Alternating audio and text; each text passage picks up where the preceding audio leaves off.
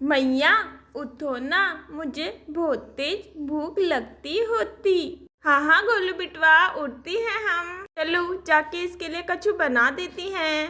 गोलू सुनो लल्ला, खाना बनने में तो समय लगेगा, एक काम करो जब तक तुम दूध ही पी लो। नहीं मैया, मुझे खाना ही खाना होता, दूध नहीं पीता मैं।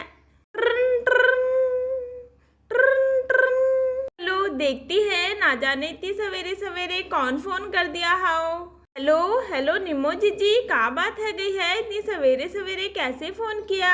हमू का कह रही थी, हम खीर बनाई है तो तनिक गोलू के लिए भी ले जाओ। जीजी हम तो अभी ही सो के उठी हैं। हम कीकू और मिस्टी को भेज देती, पर ये दोनों तो खीर खाने में बिजी है गए हैं, अब खाते हुए का ही उठाए हम इन्हें। अच्छा एक काम करो, तुम ही आ जाओ। जीजी अभी तो हमने अपने घर का कच्छो काम नहीं किया है, इनके लिए नाश्ता पानी भी बनाना हाओ।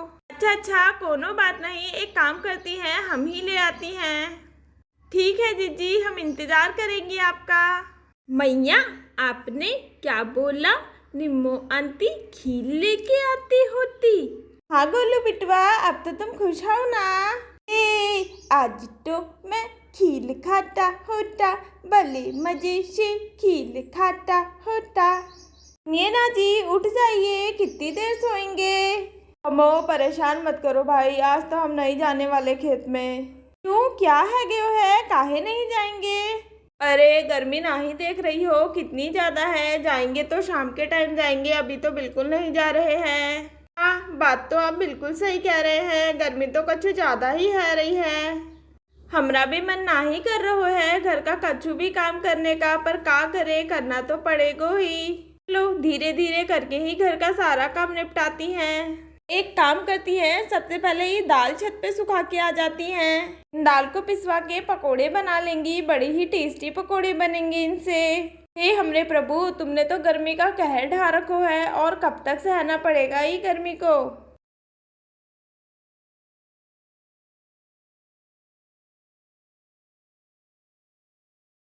लो अच्छे से सुखा देती है सारी दाल।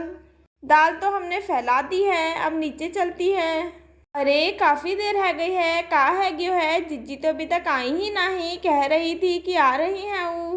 मैया मैया छुनो ना, मुझे खीर खानी होती, कब आएगी निम्मो आंटी?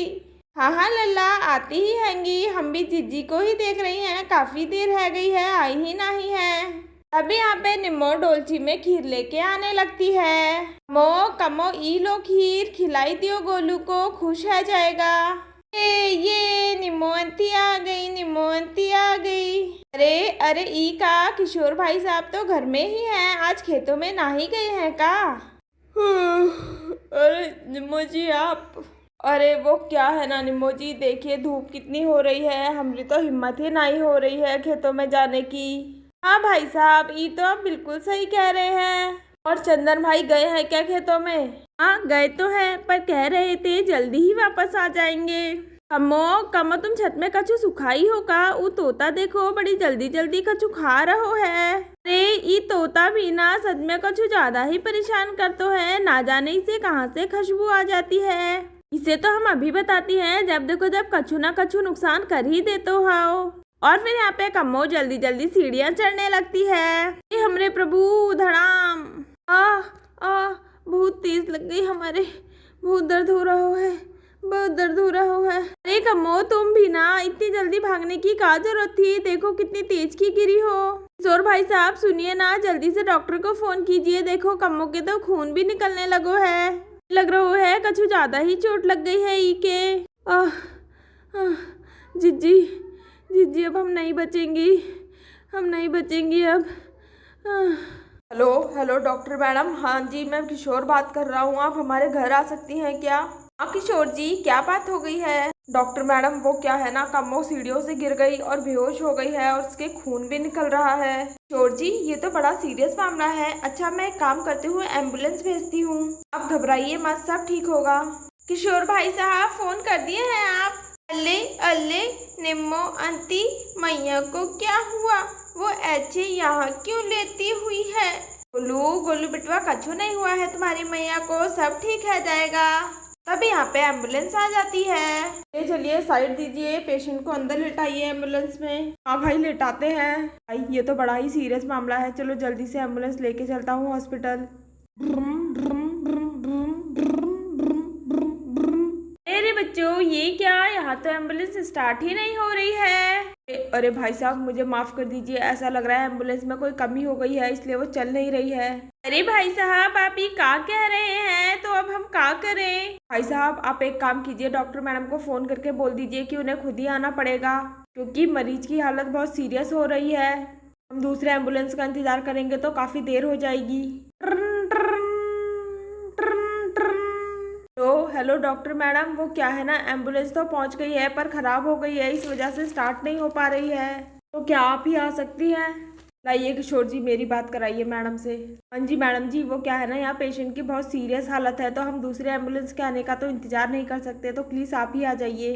अच्छा अच्छा आप लोग घबराइए मत, मैं आती हूँ। भाई साहब एक काम कीजिए, कम्मो को एम्बुलेंस से निकाल के खाट में लिटा दीजिए, देखिए कितनी गर्मी है रही है। हाँ हाँ निम्मो जी आप बिल्कुल सही कह रही हैं। और फिर यहाँ थोड़ी देर में डॉक्टर मैडम आ जाती हैं। किशोर जी कहाँ हैं आप, और कम्मो की तबीयत कैसी है। आइए आइए डॉक्टर मैडम जल्दी आइए, देखिए ये रही कम्मो, इसे तो होश ही नहीं आ रहा।